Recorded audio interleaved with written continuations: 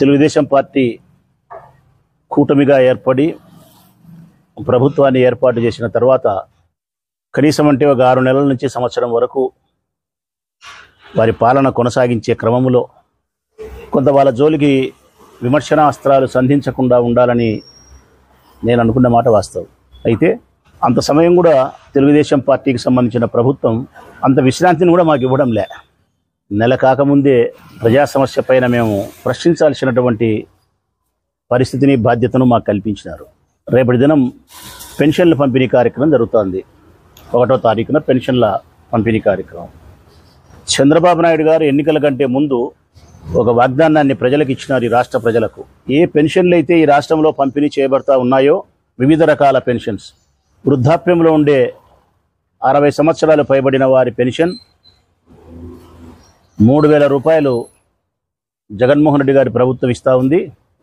నేను ఆ పెన్షన్ను 4,000 రూపాయలు పెంచుతూ మీకు మాట ఇస్తూ ఉన్నాను.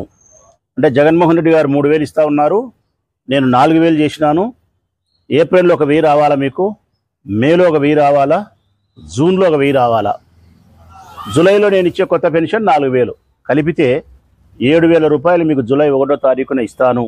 దివ్యాంగులు, అంగవైకల్యం కలిగిన వారికి కాలు కానీ, చెయ్యి కానీ, కన్ను కానీ, చెవి కానీ, శరీరంలో ఏదైనా ఒక అంగం వైకల్యం చెంది ఉండే వారికి 6,000 రూపాయలు పెన్షన్ ఇస్తానని చెప్పినాడు.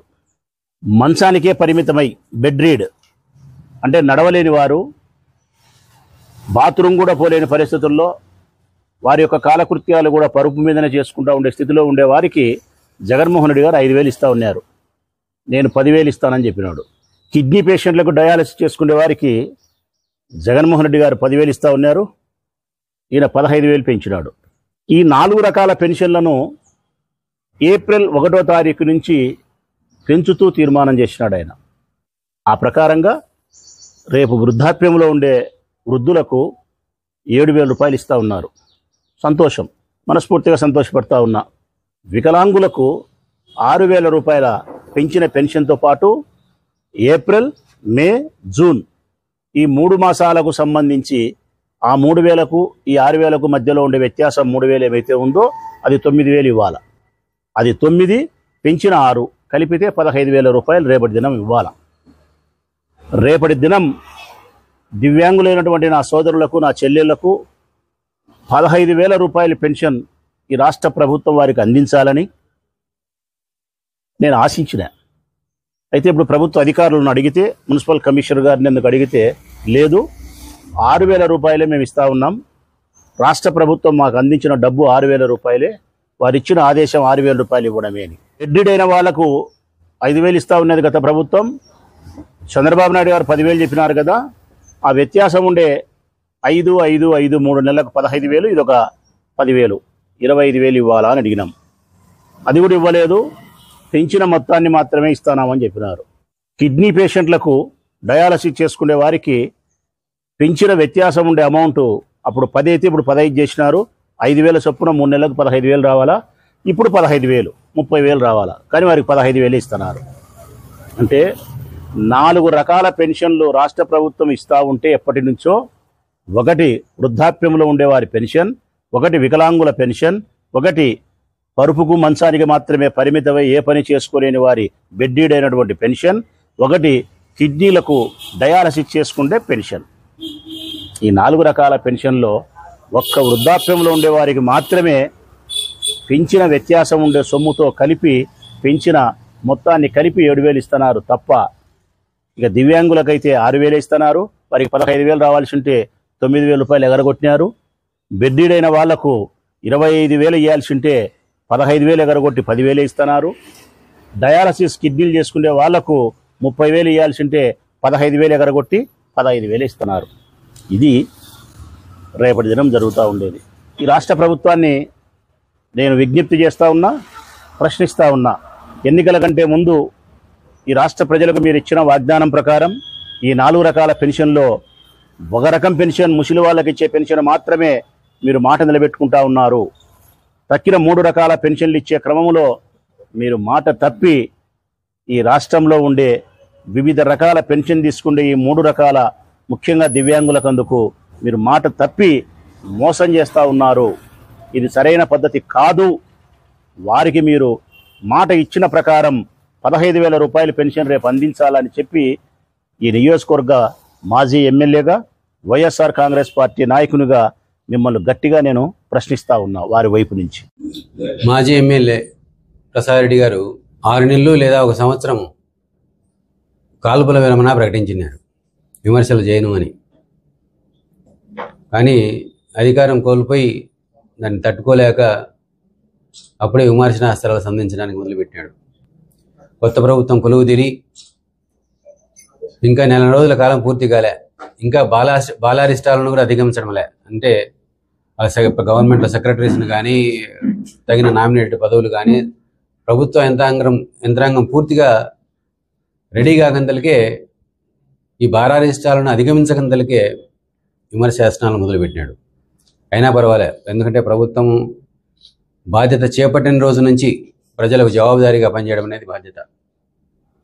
దాన్ని తెలుగుదేశం పార్టీ సక్రమంగా సమర్థవంతంగా నిర్వర్తిస్తుందనేది మాకు నమ్మకం ఉంది. సరే, ఆయన మొదలుపెట్టింది పెన్షన్స్ ప్రజలు మోసపోయినారని. అంటే మామూలుగా తెలుగులో సామెతలు ఉన్నాయి, ఆవు చేలో మేస్తే దూడ గట్టునెందుకు మేస్తుంది అని.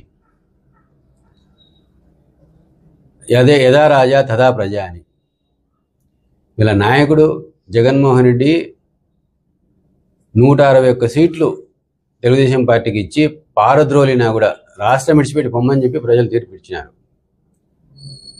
అట్లాంటి తీర్పు ఇచ్చినా కూడా కనీసం ఓడిపోయిన తర్వాత ఎందుకు ఈ ఓటమి జరిగింది, ఓటమి జరగడానికి కారణాలేమి, ఏ కారణాలని అనలైజ్ చేసుకోకుండా అప్పుడే నెక్స్ట్ ఇప్పుడు శిశుపాలుడు అధికారంలోకి వచ్చినాడు, శిశుపాలుని అధికారాన్ని కౌంట్ చేస్తున్నాము,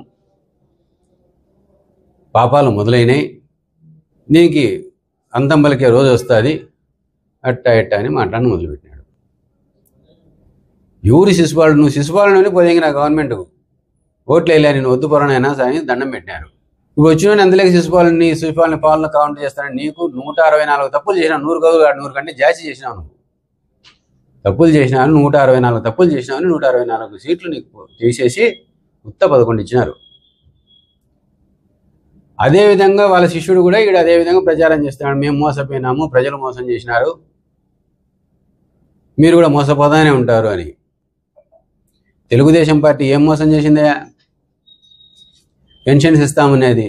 ఎస్, ఈరోజు ప్రొద్దుటూరు నియోజకవర్గంలో 33,889 పెన్షన్దారులు ఉంటే అందరికీ ఈరోజు రేపు ఎల్లుండిలో పూర్తిగా వారికి పెన్షన్స్ 23,12,500 రూపాయలను పంపకం జరుగుతూ ఉంది. చెప్పిన మాట ప్రకారం ఇప్పుడు 4,000 రూపాయల పెన్షను, ప్రీవియస్ 3 నెలది 3,000 రూపాయలు, 7,000 పెట్టి వృద్ధాప్య పెన్షన్లు ఏదైతే చంద్రబాబు గారు మేనిఫెస్టోలో చెప్పినారో, అది ప్రచార కార్యక్రమాల్లో పాల్గొనేప్పుడు వాగ్దానాలు చేసినారో, చెప్పిన వాగ్దానాల ప్రకారం వారు నెరవేర్చారు. రెండో పెన్షన్స్ ఈ బెడ్ రిడన్ వాళ్ళకు 5,000 నుంచి 15,000, ఎస్ 5,000 నుంచి 15,000 రూపాయలు పెంచినారే. చూడు కళ్ళు తెరుచుకొని. వికలాంగులకు దివ్యాంగులకు 6,000 రూపాయల పెన్షన్స్ ఇచ్చినారే. 6,000 రూపాయలు ఈరోజు వితరణ జరిగింది. నేను కూడా కొన్ని కార్యక్రమాల్లో పాల్గొని ఇచ్చిన. డిజేబుల్డ్ వాళ్ళకు 5,000 నుంచి, డయాలసిస్ వాళ్ళకు 5,000 నుంచి 10,000 రూపాయలు నేరు, ఎస్ అది కూడా ఇచ్చినారు. అన్నీ ఇచ్చినారు. అంటే నువ్వు ఇప్పుడు అంతకుముందు 3 నెలలకు కూడా ఇవ్వాలని నువ్వు అడుగుతున్నావు. అంతకుముందు 3 నెలలకు చంద్రబాబు వాగ్దానం చేయలేదే. మీరు భ్రమించి ఇప్పుడు ఇవ్వాలా, అది ఒక అద్భుత కల్పన చేసి తప్పుడు ప్రచారాలు ఎందుకు చేస్తున్నారు? ఒకసారి మా మేనిఫెస్టోను చంద్రబాబు ఏం వాగ్దానం చేసినది పూర్తిగా చదువుకోండి. మీరు జగన్ ఒకటే అంతకుముందే మేనిఫెస్టో ఇదే బైబిల్ లాంటిది అని చెప్పినాడు. మాది కూడా బైబిల్, మేము కూడా బైబిల్ కాకపోతే భగవద్గీత, మాకు ఏదో ఒకటైతే ఫాలో అవుతున్నాం కదా. మా మేనిఫెస్టోను ఫాలో అవుతాం. మేము ఇదే ఖురాను, ఇదే భగవద్గీత, ఇదే బైబిల్ అనుకుంటాం. మా మేనిఫెస్టోని మేము ఫాలో అవుతున్నాం. చంద్రబాబు ఇచ్చిన వాగ్దానాలను అన్నీ కూడా నెరవేరుస్తారు. మీరు అంతర్శోధన చేసుకోండి. ఎందుకు ఓడిపోయినాం, ఎందుకు కథ అని. మీ నాయకుడు చేసిన పాపాలు మీ శిక్ష వేసినారు, నువ్వు చేసిన పాపాలు ఇక్కడ ప్రొద్దుటూరులో ప్రజలు శిక్ష వేసినారు. అవి కౌంట్ చేసుకోండి. ఎన్ని పాపాలు చేసినాం, ఎంతమంది కడుపు కొట్టినాం, ఎంతమంది చచ్చిపోయినారు, ఎంతమంది భూములు తెంపుకున్నాం, ఎన్ని ఆలోచన చేసుకుని నిర్ణయాలు మీరు అంతర్శోధన చేసుకుంటే ఎందుకు ఓడిపోయినాం అనేది కరెక్ట్గా తెలుస్తుంది. అప్పుడే నెలగాటంతలకే కొత్త ప్రభుత్వం మీద విమర్శలు, దాడులు చేయడం దేనికి? ఉండలేకపోతున్నానని ఫీల్ అవుతున్నావే అంటే అధికారం లేకుండా ఉండలేకపోతున్నావా, లేకపోతే ఇంక ఇంటినే ఉంటే ఇంటికి పరిమితమవుతానని అనుకుంటున్నావా? నాకు అర్థం కావడం. కొంచెం ఓర్పు పట్టండి. ప్రజలకు మేలు జరిగే కార్యక్రమాల గురించి ఆలోచన చేయండి. ప్రభుత్వాల వైఫల్యాలుంటే, ప్రభుత్వాలు తప్పిదాలుంటే తప్పకుండా విమర్శలు చేయండి. నిర్మాణాత్మకమైన విమర్శలు చేసి ప్రజల నుంచి మనాలను పంతే మనలా మీకు పుట్టగతులు ఏమైనా ఉంటే ఉంటాయి, లేకపోతే ఉండదు. అది తెలుసుకొని గౌరవంగా మెలగాలని మీకు హితవు పలుకుతూ ఉండాలి. Thank you.